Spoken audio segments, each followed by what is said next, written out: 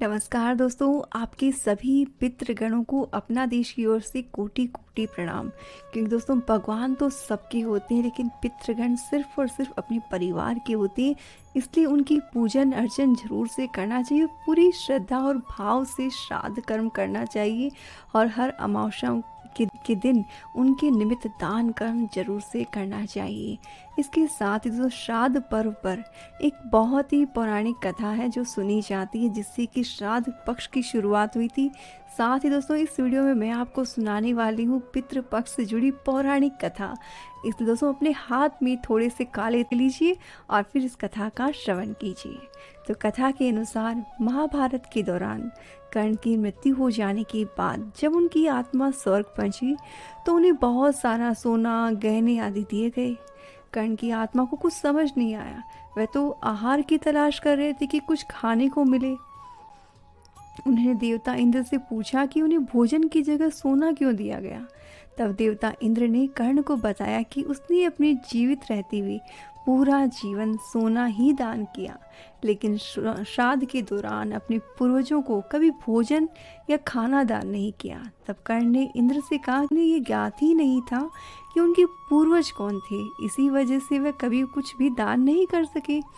इसके बाद कर्ण को उनकी गलती सुधारने का मौका दिया गया और 16 दिन के लिए पृथ्वी पर वापस भेज दिया गया, जहां उन्होंने अपने पूर्वजों को याद करते हुए उनका श्राद्ध कर उन्हें आहार दान किया, तर्पण किया। और इन्हीं 16 दिनों की अवधि को पितृपक्ष कहा जाता है। दोस्तों ये तो कर्ण थे जिन्हें कि ऐसा मौका मिला, लेकिन एक साधारण व्यक्ति को ऐसा मौका नहीं मिलता है अपनी गलती को सुधारने के लिए। इसलिए जीते जी हमें अन्न दान जरूर से करना चाहिए। जितना हो सके दोस्तों आप अन्न दान कीजिए। श्राद्ध के दिन पंचबलि का कर्म आपने जरूर से करना चाहिए। 5 हिस्से भोजन के जरूर से निकालने चाहिए। दोस्तों अब हम सुन लेते हैं पितृपक्ष की पौराणिक कथा। कथा के अनुसार जोगे और भोगे 2 भाई थे। दोनों अलग अलग रहते थे। अब जो जोगे था वो धनी था और भोगे बहुत ही निर्धन। दोनों में लेकिन बहुत ज़्यादा प्रेम था।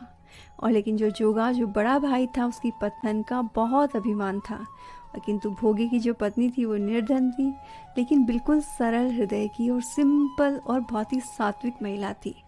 पितृपक्ष आने पर जोगी की पत्नी ने उसे पितरों का श्राद्ध करने के लिए कहा, तो जोगी इसे व्यर्थ का काम समझकर टालने की कोशिश करने लगा।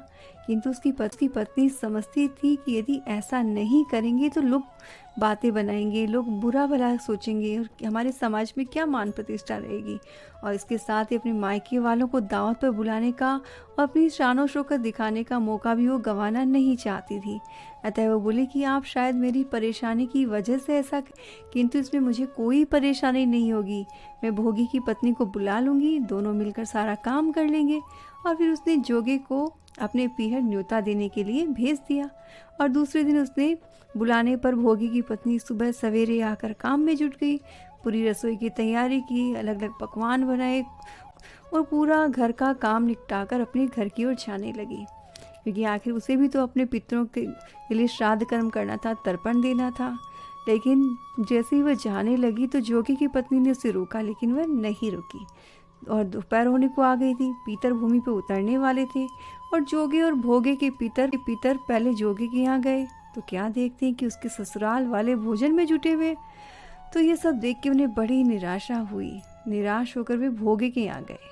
वहाँ क्या था, मात्र पितरों के नाम पर अगियारी दे के रखी थी। पितरों ने उनकी राख चाटी और भूखे ही नदी के तट पर जाकर बैठ। थोड़ी देर में सारे पितर इकट्ठे हो गए, अपने अपने यहाँ के श्राद्धों की बढ़ाई करने लगे। और जोगे और भोगे के पितरों ने भी अपनी आप बीती सुनाई। फिर वे सोचने लगे कि अगर भोगे समर्थ होता तो शायद उन्हें आज भूखा न रहना पड़ता, मगर भोगे के घर में तो इतना जो है काल पड़ा है, खाने की 2 जून के खाने के भी लाले पड़े हैं। यही सब सोचकर उन्होंने भोगे पर दया आ गई। अचानक वे नाच नाच कर गाने लगे कि भोगे के घर धन हो जाए, भोगे के घर धन हो जाए। सांझ होने को आई, भोगे के बच्चों को भी कुछ खाने को नहीं मिला। उन्होंने माँ से कहा कि माँ भूख लगी है। तब उन्होंने टालने की गरज से भोगे की पत्नी ने कहा, जाओ आंगन में होदी औंधी पड़ी है, उल्टी पड़ी हुई, उसे जाकर देखो, शायद कुछ मिल जाए और मिले तो बांट कर खा लेना। बच्चे वहाँ पहुँचे तो देखते हैं कि होदी तो मोहरों से भरी पड़ी है। दौड़े दौड़े माँ के पास पहुँचे और ये बात बताई।